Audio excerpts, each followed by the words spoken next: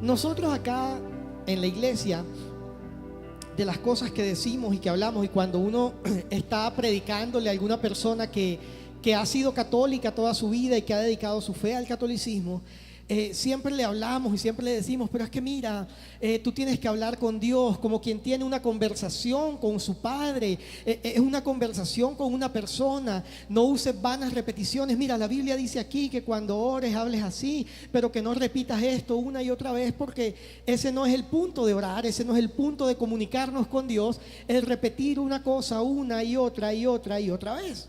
¿Usted está de acuerdo conmigo que eso es cierto? Ese no es el punto de la oración. Sin embargo, hoy con tristeza, mientras cantaba y mientras yo decía qué poderoso y qué bonito es esto que estamos cantando, también podía sentir como nosotros, que no decimos Dios te salve María, llena eres de gracia, bendita tú. Bueno, usted sabe, y el que no sabe, pues ni modo. Nosotros no repetimos esas cosas, pero a veces sí repetimos: tú eres todo poderoso, eres grande y majestuoso, eres fuerte. Y decimos: la única razón de mi adoración eres tú, mi Jesús. El único motivo para vivir que yo tengo eres tú, mi Señor. Tú eres mi única verdad, eres mi luz y mi salvación. La letra de la canción, ¿cierto?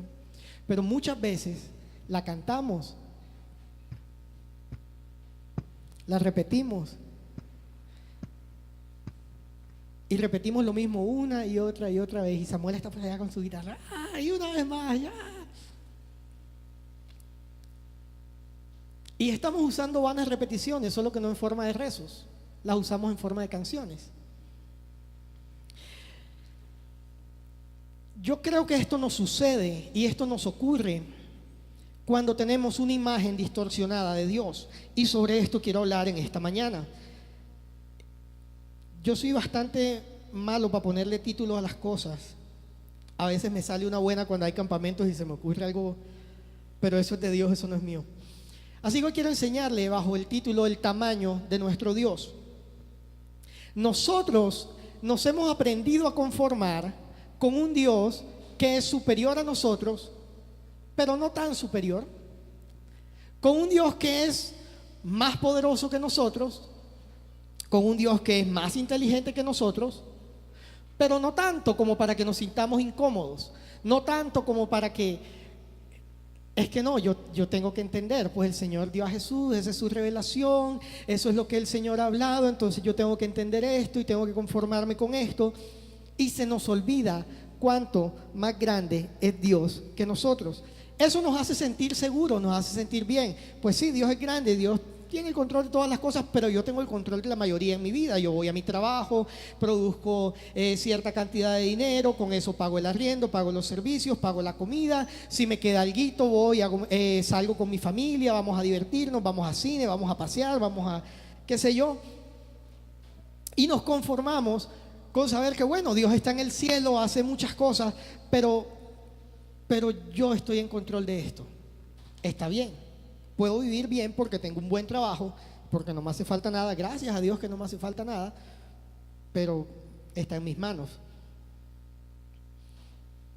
Había un filósofo griego que se llamaba Epicuro, famoso, el tipo es una cosa importantísima, tenía su propia escuela, y él planteaba el problema del mal, o la paradoja del mal. Y él decía: Dios no puede ser real, o por lo menos no puede ser real como los cristianos dicen que es real. Bueno, en ese entonces no había cristianos, pues eso fue antes de Cristo. Pero esa deidad no puede ser así como se describe, toda poderosa, si el mal existe.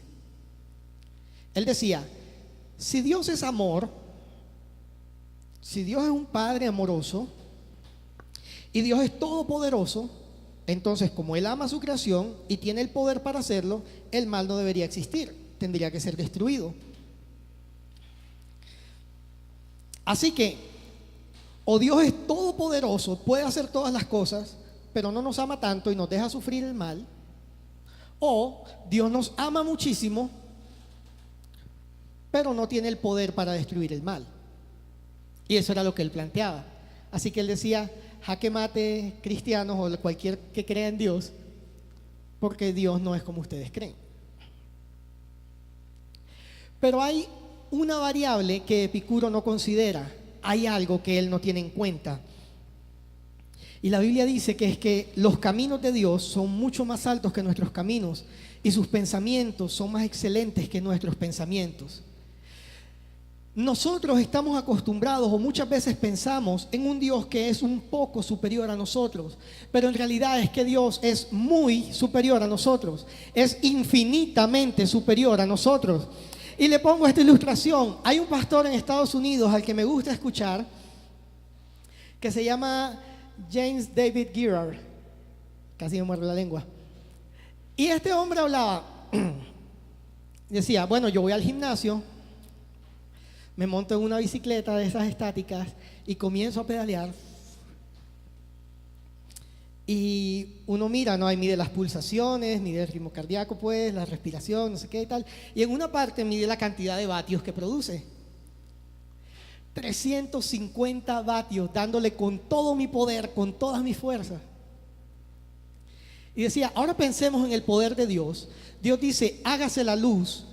Y se crea la luz, se crea el sol, se crea la luna. El universo que nosotros conocemos tiene más de 1 septillón de estrellas, cada una de ellas igual o más grande que nuestro sol. La cantidad de potencia que hay en el sol no puede ser medida con las escalas que nosotros tenemos actualmente. No se puede medir la cantidad de potencia que produce el sol. La cantidad de potencia que produce el sol es una fracción ínfima, pequeñita, insignificante a la cantidad de potencia que producen todas las estrellas del universo que conocemos combinadas. Y eso Dios lo produce diciendo, hágase la luz.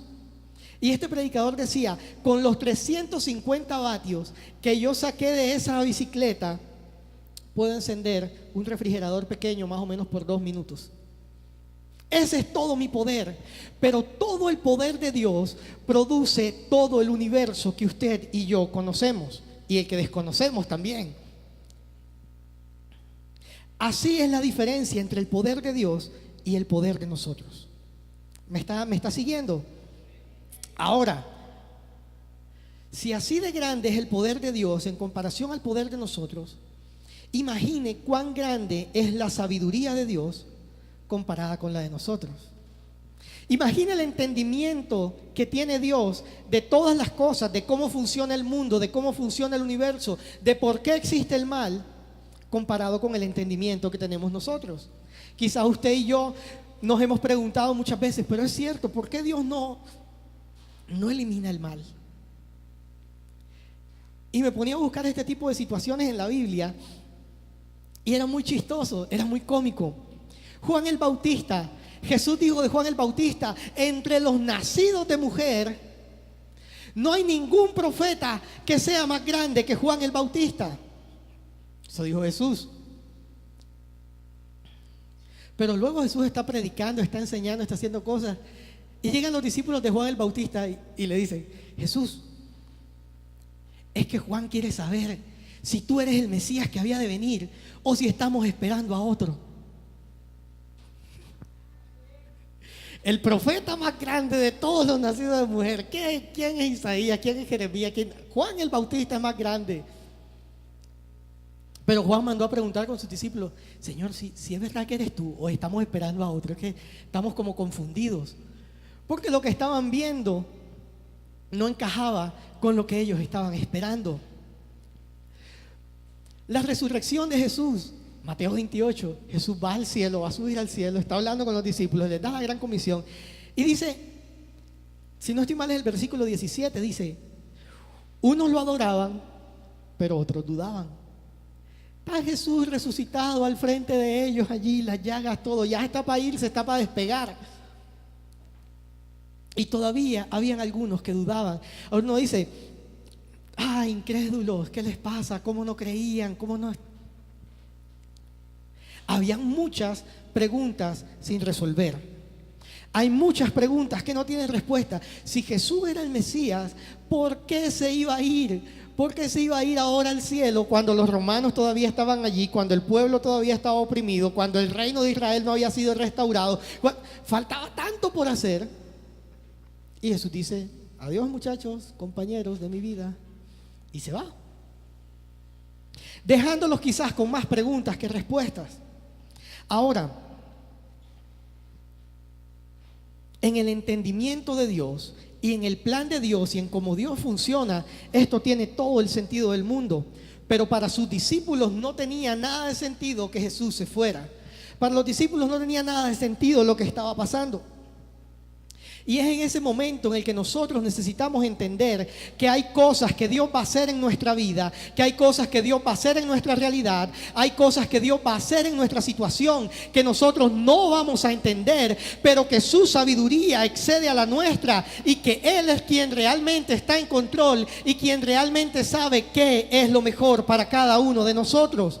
Epicuro decía: ese Dios no puede ser como los cristianos dicen, porque o no los ama o no es suficientemente poderoso para acabar con el mal. Pero lo que él no sabía es que Dios es amoroso con nosotros, nos ama tanto que dio a su propio Hijo para morir por nosotros, que Dios es todopoderoso y que puede hacer cualquier cosa que Él quiera hacer, pero que además de eso Él tiene un entendimiento de cómo funciona el mundo, de cómo opera este mundo que Él mismo creó para hacernos y para que nosotros podamos caminar en sus principios y en sus caminos.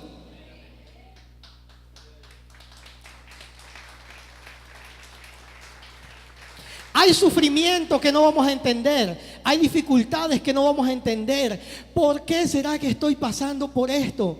Y si usted lee el libro de Job, que es uno de mis libros favoritos en toda la Biblia, durante, 36, 37 capítulos, es Job peleando con los amigos y los amigos diciéndole: Job, tuviste que haber hecho algo malo porque Dios es justo, Él no se equivoca, y si está pasándote todo esto, es porque algo hiciste. Y Job les decía: no, yo no he hecho nada. Y le preguntaba: Señor, ¿por qué? Señor, ¿qué pasa? Señor, ¿esto por qué está pasando? Si yo no he hecho esto, si yo me he guardado de esto, si yo he caminado en esto. Además de eso, la Biblia dice que Job era un varón perfecto, recto, temeroso de Dios y apartado del mal. Usted no encuentra una descripción de nadie más de esa forma. Y sufre. Y en los últimos capítulos del libro aparece el Señor. ¿Y sabe de qué caí en cuenta estos días? De que el Señor, en lugar de venir a Job con respuestas, vino a Job con más preguntas. El Señor no le trajo a Job una respuesta de su sufrimiento. Mira, Job, lo que pasa es que tuvimos una reunión en el cielo y vino Satanás y entonces hablamos y... El Señor no le dijo eso a Job, no le contó la historia, no le dijo: mira, es que tenía un propósito contigo. No. ¿Sabe qué le dice el Señor a Job? ¿Dónde estabas tú cuando yo estaba fundando los cielos y la tierra? Dime, Job, cuéntame, tú que sabes de las tormentas y sus cursos y sus recorridos, ¿qué sabes tú de cómo se pone una estrella en su lugar? Dime cómo contienes un mar, cuéntame. Y no dice: que Dios tan sobrador, pobre Job sufriendo. El Señor quería darle a Job perspectiva.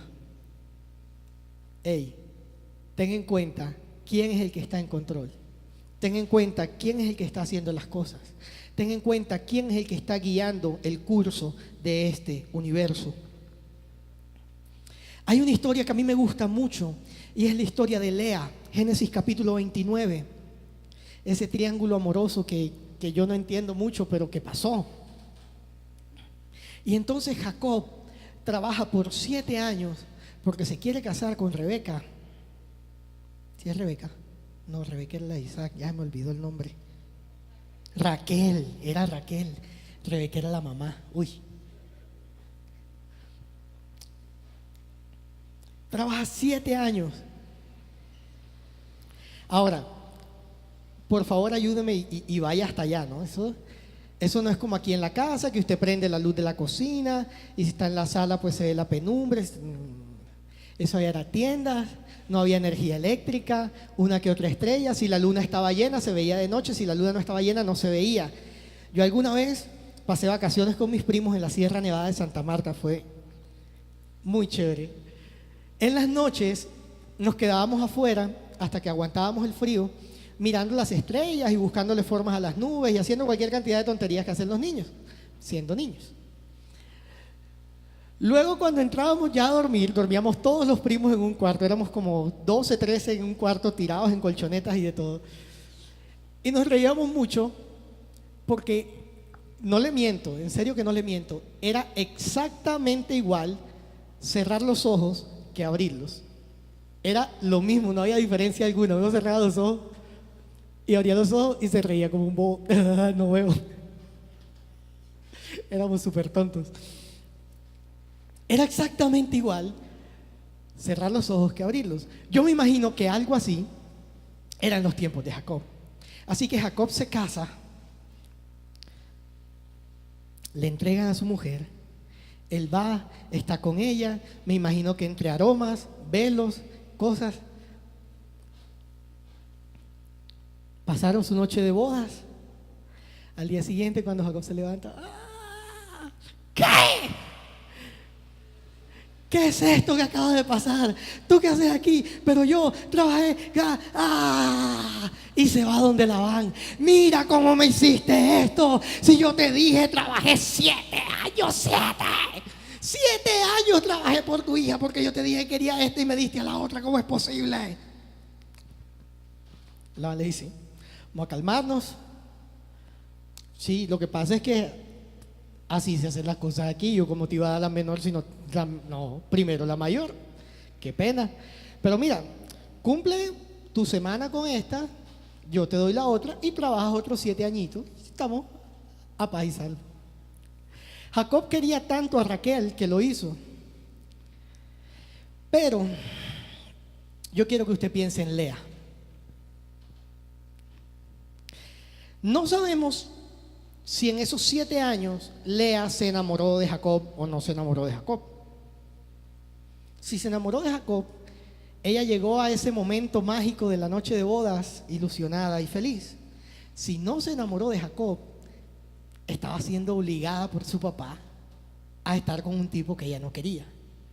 Cualquiera de las dos es mala, porque Jacob pensaba que estaba con Raquel. ¿Cómo se siente una mujer que tiene que estar con un hombre, ya sea por obligación o por engaño, y que cuando el tipo se despierta al día siguiente y la ve, arma un escándalo y una algarabía porque cómo es posible que me hayan engañado y que me hayan metido gato por liebre? Lea era el gato. ¿Cómo se siente? ¿Qué pasa por la mente y por el corazón de esta mujer que sufre?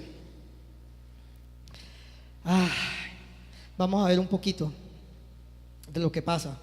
Resulta que Dios le empezó a dar hijos a Lea, y como Jacob quería más a Raquel, él siempre estaba con Raquel y Raquel menospreciaba a Lea. Pero para el pueblo, bueno, todavía no eran judíos, pero para ellos en ese entonces la fertilidad era sinónimo de prosperidad y de bienestar. Y resulta que Raquel no podía tener hijos, pero Lea sí. Y Lea comienza a tener hijos, capítulo 29 de Génesis, versículo 31.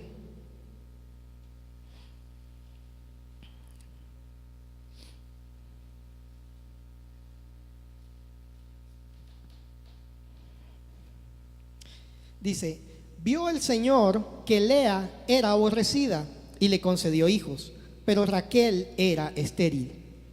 Y que concibió Lea y dio a luz un hijo y le puso por nombre Rubén, pues dijo, por cuanto el Señor ha visto mi aflicción, escuche bien, sin duda ahora mi marido me amará. Vea usted en qué estaba pensando esta mujer, cómo se sentía ella. Y de pronto tiene un hijo y dice, le voy a poner Rubén porque el Señor vio mi aflicción. Ahora sí, mi marido me va a amar. Dice el versículo 33, concibió de nuevo y dio a luz un hijo y dijo, por cuanto el Señor ha oído que soy aborrecida, me ha dado también este hijo. Así que le puso por nombre Simeón. El Señor ha oído que soy aborrecida. Dice, concibió otra vez y dio a luz un hijo. Y dijo, esta vez mi marido se apegará a mí, porque le he dado 3 hijos. Y le puso por nombre Leví. Dice, concibió una vez más y dio a luz un hijo. Y dijo, esta vez alabaré al Señor. Así que le puso por nombre Judá y dejó de dar a luz. Más adelante ya vuelve a dar a luz. Dice otras cosas. Yo le invito a que usted siga leyendo la historia y vea las cosas que ella dice. Pero Lea es una mujer que está sufriendo.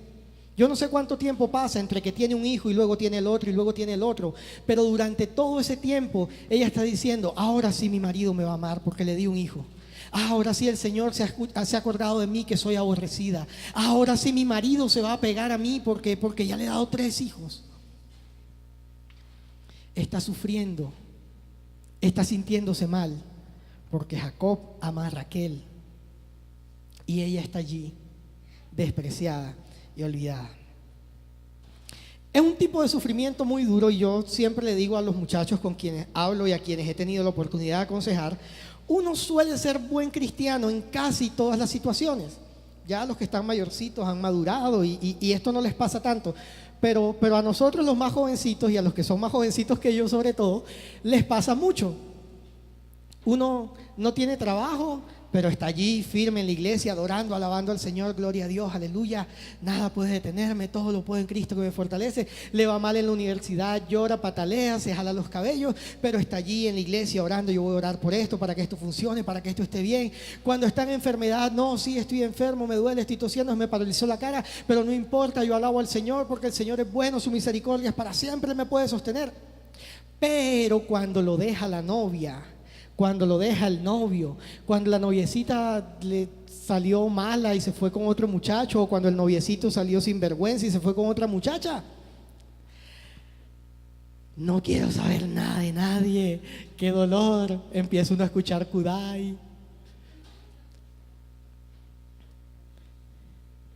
Se nos olvida orar, no tenemos ganas de orar, no tenemos ganas de leer la Biblia. Ese dolor emocional, ese dolor sentimental causa más separaciones de Dios que cualquier otra cosa. Y esto era lo que estaba pasando Lea. No era que no tuviera plata, no era que no tuviera dinero para comer, no era que estuviera pasando por enfermedad, no era que no tuviera hijos, era que su esposo no la quería. Estaba sufriendo, estaba pasando por dolor. Y me llama mucho la atención y me intriga incluso, y es de las cosas que hablaré con Dios si me acuerdo cuando llegue al cielo. El versículo 35 dice, concibió una vez más y dio a luz un hijo y dijo, esta vez alabaré al Señor. Así que le puso por nombre Judá y dejó de dar a luz. Escúchame bien, Jacob, al que el Señor le cambió su nombre por Israel y fue la nación que Dios escogió como su pueblo, tuvo 12 hijos, cada uno de los cuales fue una de las tribus de Israel. Y después de mucho tiempo y después que pasaron muchas cosas, había de nacer el Salvador del universo. Había de nacer el Mesías prometido que había sido profetizado mucho tiempo atrás. Había de nacer aquel que iba a reconciliar al hombre con su Creador para que el hombre otra vez pudiera tener acceso a la gracia de Dios. Había de nacer aquel que sería el Rey de Reyes y Señor de Señores, el que había de morir en una cruz, pero había de resucitar. Y este hijo, este descendiente, no nace de la unión de Jacob o Israel con Raquel, que era la que amaba. El Hijo de Dios nace o viene de la descendencia, del linaje, de la tribu de Judá, que era hijo de Lea, la aborrecida y la despreciada. Yo no sé si usted está entendiendo lo que yo quiero decir, pero lo que yo te quiero decir en este día es que a veces vas a sufrir, a veces vas a llorar, a veces vas a tener el sufrimiento del peor tipo que te puedas imaginar, pero aún ese sufrimiento Dios lo va a usar para bendecir a alguien más, o para bendecirte a ti mismo, o para bendecir a tu familia, o para bendecir a alguien que tú ni siquiera conoces. Pero todo tiene un propósito dentro de la sabiduría de Dios y dentro del entendimiento de Dios, que es superior a nosotros. Yo no sé si Lea sabe o no sabe a estas alturas, si ella está en el cielo y si ya entendió, ay, mira todo lo que iba a pasar y yo no sabía nada de esto. Yo no sé si ella ya lo sabe o si el Señor se lo va a revelar más adelante. Yo lo que sé es que ella murió y ella no sabía ni entendía por qué estaba sufriendo. Ella no entendía por qué era rechazada. Ella no entendía por qué era despreciada. Ella no entendía por qué lo que le estaba pasando a ella. ¿Por qué tenía que pasarme esto a mí? ¿Por qué tenía que meterme con un tipo que no me quiere? Pero Dios sí sabía, porque Dios es infinitamente más grande que usted y que yo. Dios era infinitamente más grande que Lea. Y aunque ella estaba sufriendo, y aunque ella estaba pasando por un momento difícil, que quizás era injusto, que quizás ella no había buscado, Dios también tenía un propósito con eso. Su sabiduría es grande. Dios es mucho más sabio que cualquiera de nosotros. En segundo lugar, Dios es un Padre como ningún otro. La Biblia nos habla de que Dios nos ama tanto que envió a su Hijo a morir por nuestros pecados. La Biblia nos habla de cómo Jesús fue a la cruz y sufrió todos los padecimientos por amor a nosotros. Iglesia, usted y yo necesitamos dejar de pensar en Dios como alguien lejano y necesitamos comenzar a entender que Él nos ama de tal manera que puso su propia vida en la línea para que usted y yo hoy pudiéramos acercarnos a Él. Dios nos ama tanto que Él entregó a su propio Hijo, lo más preciado que tenía, para que usted y yo hoy pudiéramos acercarnos a Él.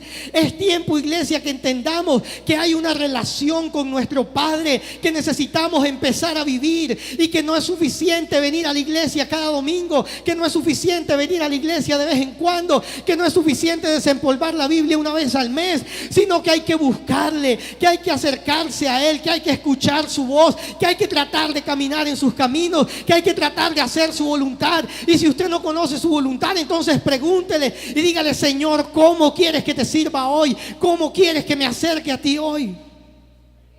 Pero pasa tanto tiempo en nuestras vidas en el que simplemente no le damos importancia a lo que Dios tiene para nosotros, y escuchamos todas las voces de este mundo menos la voz de Dios.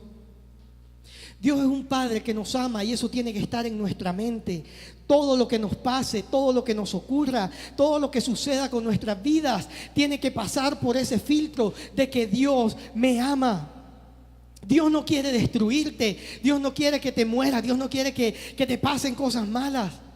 Pero cuando pasan, Dios tiene algo, y hay algo que necesitas aprender, hay algo que necesitas hacer. ¿Usted cree que a mí me gustó estar con mi cara paralizada y viéndome bastante extraño por semanas? Yo no lo disfrutaba, yo no estaba feliz. Pero tenía que entender que había algo que tenía que salir de allí. Algo tiene que pasar. Dios es un Padre bueno y nos disciplina cuando no estamos haciendo las cosas bien, cuando nos alejamos de su camino. Él nos disciplina como el Padre disciplina a su Hijo. Y los que tienen hijos pequeños, saben que hay distintas maneras en que le demostramos amor a nuestros hijos. Así que el papá llega a la casa del trabajo. Normalmente los hijos no perdonan eso, entonces se le tiran encima, comienzan a jugar, e inmediatamente el lenguaje del papá cambia. Ya el carro no es un carro, es un rum rum. Ya el perro no es un perro, es un guau guau. Y el gato no es un gato, es un miau, y así sucesivamente. Y uno se pone a hablar todo como niñito. Uno no habla así todo el día, ni con toda la gente que tal. Pero con el hijo, venga. ¿Por qué? Porque yo quiero que mi hijo me entienda y me pongo al nivel de él. Eso hizo Dios con nosotros. Nosotros no le entendíamos Yo les he contado como 100,000 veces la historia de la lagartija, no se la voy a volver a contar. Pero usted entiende lo que yo le quiero decir. El hombre no sabía hablar el lenguaje de Dios, así que Dios se hace como uno de los hombres, viene aquí a estar con nosotros y nos enseña para que nosotros le podamos entender. Pero el papá que juega con su hijo no sale al día siguiente a trabajar y se queda hablando como hablaba con el hijo. Y el papá habla de otras cosas y hace otras cosas que el hijo no puede entender porque está muy pequeño y está fuera de su alcance y de su conocimiento. El papá se va y muchas veces el hijo llora porque el papá se va a trabajar. Y el hijo dice, quizás, yo lo dije alguna vez, si mi papá me quisiera de verdad se quedara aquí jugando conmigo. Porque uno no entiende que el papá se tiene que ir a trabajar. Pero el papá que sí entiende, sabe que se tiene que ir a trabajar porque si no se va a trabajar no puede traer el sustento para que su hijo viva, para que su hijo se alimente, para que su hijo se vista, para que su hijo estudie, se prepare. Así que muchas veces el hijo no lo entiende, pero el padre igual lo hace. ¿A qué voy con esto? Hay muchas cosas que Dios va a hacer que tú y yo no vamos a entender. Hay muchas cosas que Dios va a hacer que a ti y a mí no nos van a gustar. Hay muchas cosas que Dios va a hacer que quizás tú y yo vamos a decir, si Dios de verdad me amara, no haría esto. Pero por eso te decía ahorita, Dios es un Padre amoroso y todo lo que nos suceda, todo lo que vivamos, tribulaciones, pruebas, dificultades, alegría, éxitos, triunfos, todo tiene que pasar por el filtro de que Dios es mi Padre y me ama, de que Dios es mi Padre y Él está trabajando para que yo tenga una vida plena, feliz y abundante. Dios está trabajando para que yo viva en gozo, en victoria, en alegría y en felicidad, aunque esté pasando por dificultades, aunque esté pasando por el valle de sombra de muerte, aunque esté pasando por una situación que no entiendo, que no me parece y que yo en mi razonamiento no puedo comprender. Yo tengo que saber que Dios es más grande que yo, que Él está en control y que Él sabe exactamente qué es lo que está haciendo. Efesios 3:20 dice, y a aquel que es poderoso para hacer mucho más abundantemente de lo que pedimos o entendemos, según el poder que actúa en nosotros, a Él sea la gloria en la iglesia en Cristo por todas las edades. En tercer lugar, Dios es más poderoso de lo que usted y yo podemos imaginar. Y Pablo lo describe muy bien. Él es poderoso para hacer mucho más abundantemente de lo que usted y yo pedimos o entendemos. Muchas veces nos quedamos cortos a la hora de acercarnos a Dios y de pedirle cosas porque decimos, rayos, esto es imposible, esto no puede pasar. Sin embargo, acá venimos y cantamos, en ti todo es posible, todo lo puedo. Pero cuando nos enfrentamos con un imposible, cuando nos enfrentamos con una situación que decimos, esto no tiene solución, dejamos de creer y de pensar en el Dios imposible. Mateo 7:7, pidan y se les dará, busquen y hallarán, llamen y se les abrirá, porque todo aquel que pide recibe, todo aquel que busca encuentra, y todo aquel que llama se le abrirá. ¿O quién hay de ustedes que si su hijo le pide un pan le da una piedra? Si ustedes siendo malos le saben dar buenas cosas a sus hijos, ¿cuánto más nuestro Padre que está en los cielos y que es bueno no les dará todas las cosas que le pidan? Jesús también decía, donde hay 2 o 3 reunidos en mi nombre, allí estoy yo en medio de ellos. Jesús decía en Juan, pidan, que todo lo que pidan al Padre en mi nombre, yo lo haré. Pero nos quedamos cortos porque pensamos que Dios es un poquito superior a nosotros y se nos olvida que es el creador de todo el universo, que una palabra suya basta para crear todo lo que existe, todo lo que tus ojos pueden ver, y lo que tus ojos no pueden ver también fue creado por Él.